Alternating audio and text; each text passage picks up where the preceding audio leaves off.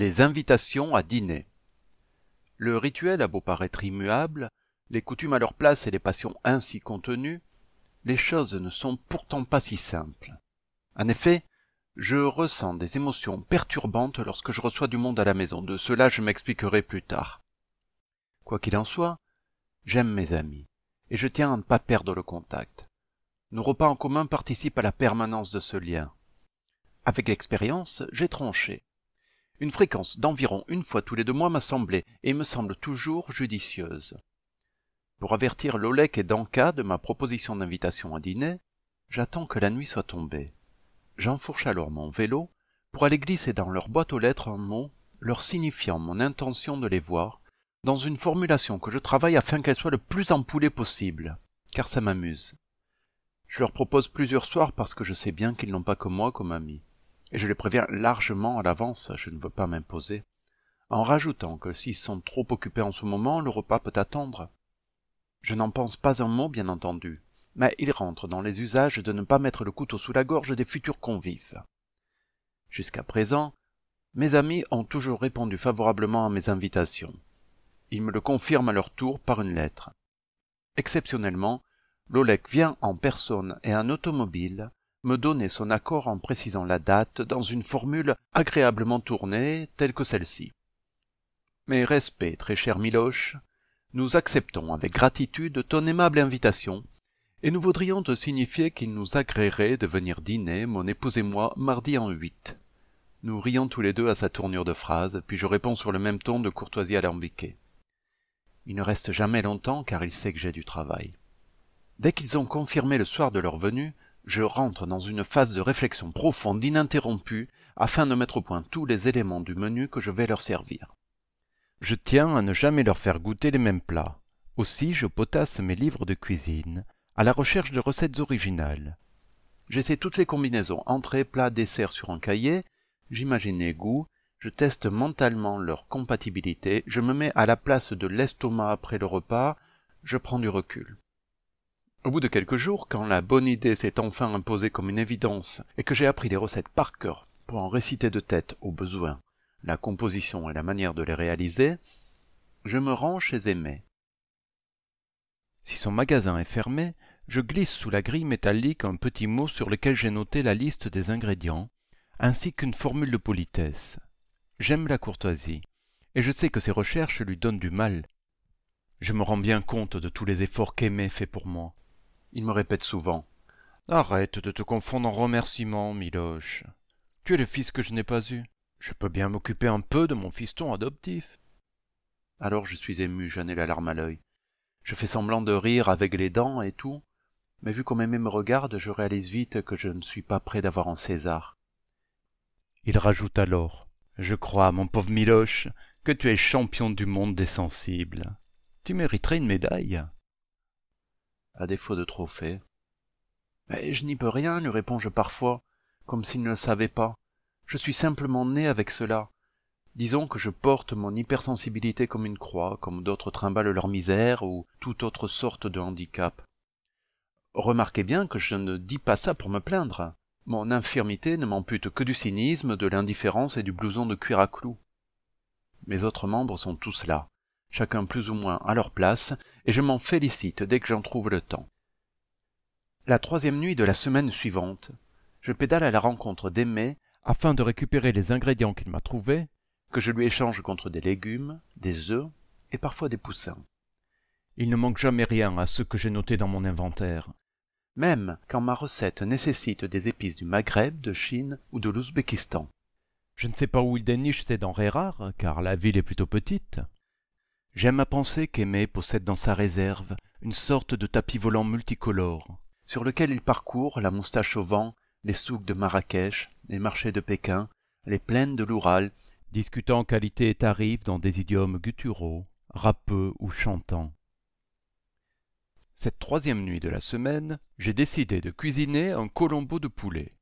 Je manouvre à mon fournisseur officiel chez qui je viens d'arriver. Il me demande « Ah, tu vas faire un colombo, avec le cigare, l'imperméable, la voiture pourrie et le chien ?»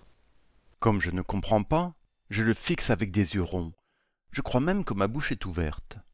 Il rajoute alors Laisse tomber, va, en balayant l'air de sa grosse main de travailleur. Aimé a souvent un humour pour moi indéchiffrable. Devant mon air d'entre-deux, il désosse son mot d'esprit qui perd alors de sa spontanéité et par là même une grande partie de son caractère amusant. Je ris en différé, parfois juste pour lui faire plaisir. Quand il préfère ne pas se lancer dans des éclaircissements embrouillés, ses plaisanteries ne font marrer que lui. Ça lui suffit, je crois. Et s'il est content, moi aussi. J'en viens quand même à me poser des questions sur mon sens de l'humour. J'accompagnerai le colombo de poulet de riz basmati. J'ai prévu des nems en entrée, un tiramisu en dessert. Tout cela servi avec un vin rouge Sidi Ibrahim. Je vais donc inviter mes amis à un repas hindou-italo-arabo-chinois. Ça risque d'être un peu dur à digérer, toutes ces nationalités mélangées. Mais le temps s'est rafraîchi, et on a besoin de quelque chose qui tient au corps. Je range les ingrédients dans un cajot que je fixe sur mon vélo. Nous discutons un peu de tout avec Aimé, du temps qu'il fait, des guerres, de jardinage, puis je rentre chez moi, après l'avoir chaleureusement remercié. Il m'offre une bouteille de vin en rajoutant « Tu as de la chance aujourd'hui, l'épicerie à Miloche fait des promos. » Je suis gêné, je ris, je remonte sur mon vélo. Je suis un peu sa cause humanitaire à Aimé.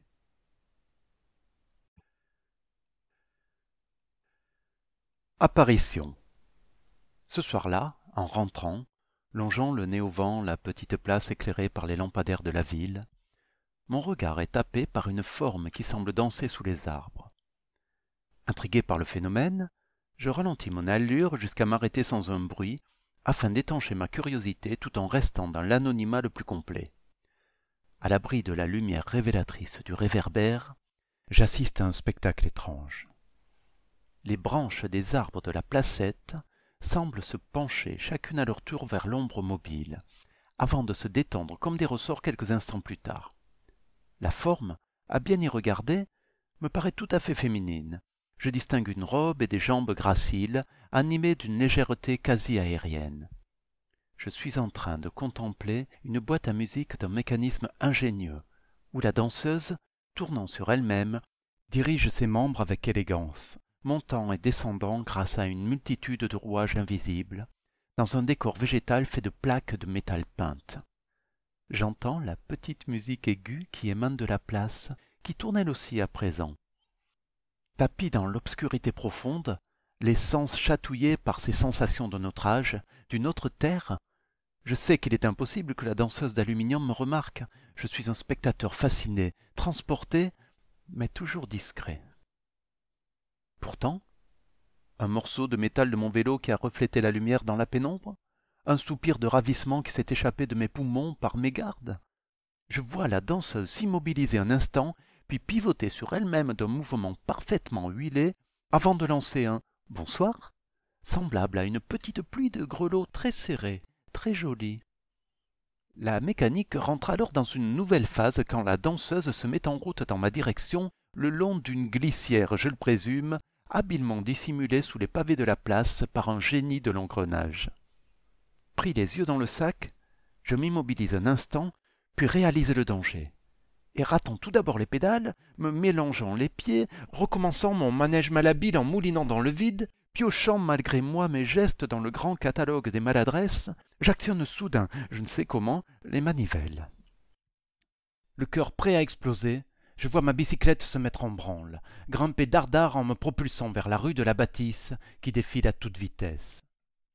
À la faible lueur de mon phare, je fonce dans les allées obscures, je prends à droite, à gauche, je circule à contresens dans des petites rues, je cahote sur des boulevards pavés presque impraticables en vélo, le visage bouffon de soubresauts. Je négocie des virages à la limite de l'adhérence en évitant les lignes droites trop longues pour être certain de semer une éventuelle poursuivante. Je me sens épié par une Big Sister omniprésente. Je suis un grand paranoïaque, le talent en moins. Un coup d'œil périphérique m'apprend que je suis seul, tantôt précédé, tantôt suivi par une ombre qui n'est que la mienne, projetée sur le sol par les réverbères de la ville. Mon cœur reprend alors peu à peu son rythme régulier, tandis que je poursuis mon chemin jusqu'à ma maison à une allure soutenue, expulsant par la bouche mes humeurs apeurées, bouleversées par le spectacle auquel je viens d'assister. L'image me marque au fer rouge pour toute la soirée, et la musique jolie mais trop forte qui monopolise l'ensemble de mes facultés sensorielles m'empêche de me concentrer sur quoi que ce soit. Je crois bien qu'elle me poursuive, elle et la poupée de métal, jusque dans mes rêves.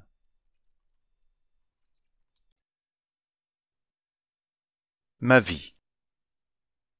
J'évoquais l'impression étrange qui me saisit lorsque je reçois du monde.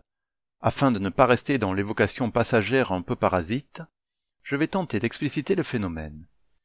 Quand je suis avec des amis, j'éprouve dans les premiers temps quelques difficultés à me détendre, car je n'ai l'habitude que de ma présence. Au début donc, mes mots sortant avec difficulté, je me contente d'écouter Lolek et Danka qui paraissent, eux, sains et fascinants, toujours à leur aise. Je sais cependant qu'ils ne se rendent pas chez moi dans le simple but de prendre l'air ou parce qu'ils n'ont plus rien dans leur frigo.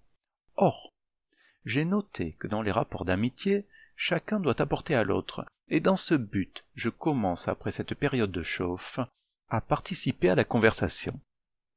Pour engager le dialogue, j'ai trouvé une astuce. Ma vie étant plutôt réglée et pour cela inintéressante à narrer, je sais bien qu'il ne serait pas justifié, sous peine de provoquer un ennui légitime, d'en faire le récit à quiconque. Dois-je raconter en détail mes allées et venues vers le lieu étrange? Parler de mes expéditions à la carrière? De la crevaison de pneus à plusieurs kilomètres de chez moi en pleine obscurité? Donner des nouvelles de mes courgettes ou de mes poules? Bien que je sois un peu autiste, comme me le dit souvent Aimé pour plaisanter, je ne suis pas pour autant dénué de tout sens commun, et je n'ignore pas que certains sujets de conversation ne doivent pas franchir les frontières du dialogue intérieur. Quelques jours avant la venue de Lolek et Danka, donc, je change de station de radio afin de me tenir au courant des informations, chose que j'évite de faire en temps normal afin de prévenir toute perturbation domestique. Je demande à Aimé de me procurer des journaux. Bien entendu, il se débrouille pour en récupérer tout un tas, en demandant à ses copains, en piochant dans les poubelles, en écrivant aux imprimeurs ou autres. Dès que j'ai les quotidiens en main, j'en lis l'intégralité. Nouvelles locales, nationales, mondiales, publicités, bulletins météo, horoscopes, avis de décès, de naissance, de mariage, potins de stars que je ne connais pas, et même le programme de télévision. J'éclaircis certains détails de l'actualité en posant des questions complémentaires à mon réparateur de vélo préféré. À un moment, des connexions s'établissent. La mécanique, localisée juste sous mes cheveux, se trouve satisfaite de ce qu'elle a engrangé. Tout est à sa place. Ainsi, je suis en mesure, pendant le repas, d'orienter la conversation sur des thèmes internationaux, sur la guerre, car parler de la paix se révèle d'un ennui presque parfait, les famines, les meurtres, les changements de gouvernement, les travaux en ville. J'essaie de me passionner pour tous ces sujets, en tâchant d'éviter ceux qui me barbent ou me mettent mal à l'aise. Une conversation s'installe alors entre nous trois, ce qui est une bonne chose, car une discussion qui naît n'a plus qu'à se laisser vivre. Comme dirait Aimé, quand c'est parti, c'est parti. Nous discutons jusqu'à tard dans la soirée, et le vin aidant, nous rions beaucoup en bavardant encore. Je précise que je ne bois jamais, sauf avec mes amis. À un moment, tandis que Lolek parle et pourrait continuer cette activité des heures durant, les yeux de Danka se ferment à moitié, cependant que sa bouche s'ouvre grandement, comme par un mouvement de balancier. Elle arrive parfois à retenir ses bâillements, au prix de décontractions tremblantes de mâchoire faisant blanchir ses narines qui se mettent à palpiter à leur tour dans un phénomène déclenché par la timidité naturelle des amygdales. Alors, mon ami, à bout de force, met toute son énergie dans un ultime relèvement de paupières et touche le bras de Lolek en disant d'une petite voix de lit « On ne va pas tarder à rentrer, Lolek ?» Et ils s'en vont. Nous nous embrassons sur le seuil, nous parlons encore quelques minutes, puis j'agite la main dans leur direction, pendant qu'ils s'éloignent dans leur automobile. Je lave la vaisselle, j'essuie, je range. Ensuite, je vais faire un tour en vélo, car, si je me couche sans avoir éliminé l'alcool de mes veines, je vis le lendemain une journée entre parenthèses, empêchée d'un mal de crâne lancinant. J'aime, en outre, pédaler après avoir bu du vin. Je vois les lumières comme des étoiles. Je me sens appartenir à la campagne, et je roule. Je roule sans jamais ressentir la fatigue. Je suis l'homme fort. Quand l'alcool a cessé de produire ses effets, qui s'est évaporé dans la nature par l'intermédiaire de mes pores, une certaine lassitude s'empare de mes membres, et je comprends alors qu'il est temps de rentrer. Il est parfois fort tard, mais je préfère 1000 fois écourter une nuit et me réveiller exempt de toute poussière alcoolique dans les engrenages du cerveau. Je déteste perdre un jour de ma vie, pas parce que je la crois plus précieuse que celle d'un autre, mais parce que c'est la mienne. Le lendemain de ce repas de fête, je ressens des difficultés à me concentrer à nouveau sur ma vie de solitaire. Je me pose énormément de questions. Je pense. Pourquoi tu as dit ça? Tu aurais dû dire ceci et cela? Quand tu as donné ton avis à propos de ce sujet, tu ne l'as pas vexé? Peut-être qu'ils t'ont trouvé idiot quand tu as exprimé ton opinion sur ceci. Tu ne peux pas te taire des fois. Ah, pourquoi cette réflexion t'a-t-elle échappé? Tu te prends pour qui? Et ainsi de suite. Je suis tout le temps en train de ressasser mes paroles, alors qu'il faudrait que je laisse s'envoler, comme on doit laisser vivre ses enfants. Quant au nana, je suis trop papa-poule avec mes mots, c'est un gros défaut. Les rares fois où je ne regrette pas mes paroles, j'ai envie de continuer sur ma lancée, de rentrer dans la vie, où l'on voit pendant la journée du monde au travail, le soir au bar ou à la maison, dans les rues. J'ai le désir ardent d'essayer de devenir un homme sympathique, amical, sociable. Je sais pourtant que c'est impossible, qu'il faut faire des choix. J'essaie pour me changer les idées de taper un peu sur du marbre, mais mes pensées demeurent ailleurs, et je m'ennuie sur mon bloc. Et puis, il y a ces fleurs qu'a laissées Danka qui me font penser à mes amis, à la vie de l'extérieur. Il me faut plusieurs jours pour récupérer et retrouver ma vie paisible et ordonnée. Bien sûr, j'en parle parfois à mon ami psychologue, papa adoptif, réparateur de vélos épicier, qui me comprend un peu. Il me conseille alors de ne rien changer à mes habitudes, car tout homme a besoin d'avoir des amis, me dit-il. Et bien que ça me trouble, je dois faire des efforts pour continuer à voir Lolek et Danka. Je n'ai d'ailleurs jamais sérieusement envisagé le contraire, c'est le contre-coup, c'est tout. Cette fois-ci encore, j'ai mis plusieurs jours à me soustraire à la pesanteur de ma vie sociale en miniature. Il m'a fallu bien des efforts pour me remettre la tête sur les épaules et ôter mes semelles de plomb qui, à tout moment, tentaient de me plaquer les pieds sur terre. Le monde extérieur est sournois. Une fois que vous y avez posé un orteil, il fait ce qui est en son pouvoir pour vous culpabiliser de ne pas y rester. Et quand il y a péril en la demeure, comme tout en chacun, je m'évade. Par l'esprit, souvent. Cette fois-ci, incapable à cause d'une faiblesse passagère de me concentrer à nouveau sur ma vie de solitaire, je décide d'introduire de l'inédit dans ma routine. Je prends avec moi une boîte bien hermétique, remplie de fruits et d'œufs durs, ainsi qu'une grande bouteille d'eau et quelques accessoires que je fourre dans mon sac à dos. Puis j'attends que l'obscurité tombe, car je n'ai rien de mieux à faire. La nuit venue, nous sommes le 6e jour de la semaine, je pars jusqu'à la carrière de marbre. Ce soir, mon ami la lune ne me présentant qu'un quartier bien malingre qui ne réussit que fort peu à entamer l'obscurité de la campagne, j'ai enfourché ma bicyclette au phare puissant. Je pédale très fort, heureux de m'échapper. La puissante lumière et le bruit ronronnant de la dynamo font fuir les petits animaux dans mon faisceau. Les pensées se bousculent encore dans ma tête, si bien que je ne suis pas attentif aux détails du trajet. Je pense au four et je file au moulin, je me languis de ma cohérence chérie. Quand j'arrive sur les lieux, j'ai la fâcheuse impression de venir de fermer mon portail. Tout un pan de ma vie m'a été dérobé, je me jure au retour de me remplir les yeux de ma campagne adorée. Je finis à pied, le vélo à la main, m'éclairant le passage vers la carrière de Louis grâce à ma lampe torche. Demain, il n'y aura personne dans les parages, c'est la journée de repos des travailleurs. Cependant, afin d'éviter toute rencontre imprévue potentiellement perturbante, je me place à plusieurs mètres de l'allée principale, derrière un petit fourré.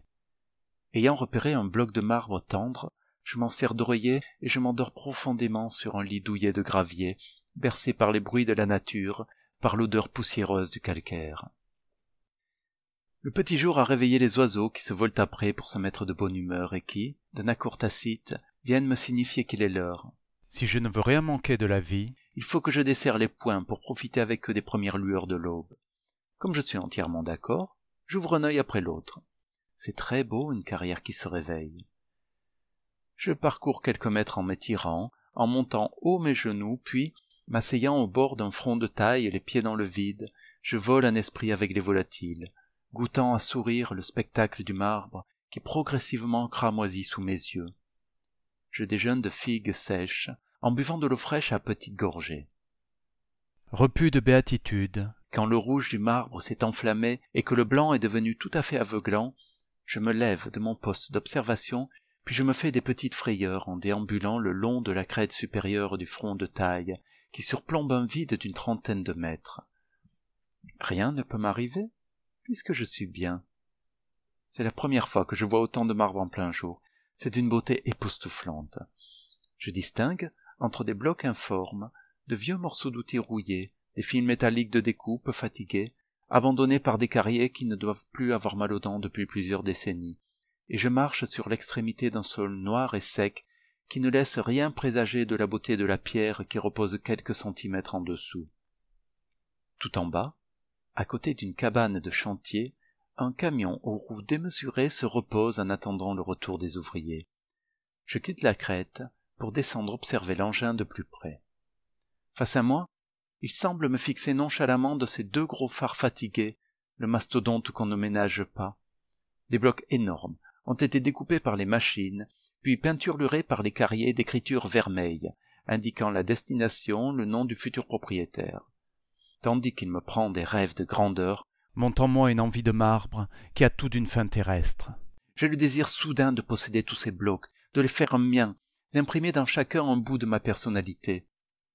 Dans un élan d'affection, je les enserre, un à un, et le grand soleil qui inonde mon dos n'arrive pas à lutter contre la fraîcheur poussiéreuse du marbre qui a accumulé les tendres rigueurs de la nuit. Quand j'en ai gratifié quelques-uns de mes embrassades artistiques, je continue ma balade dans la carrière.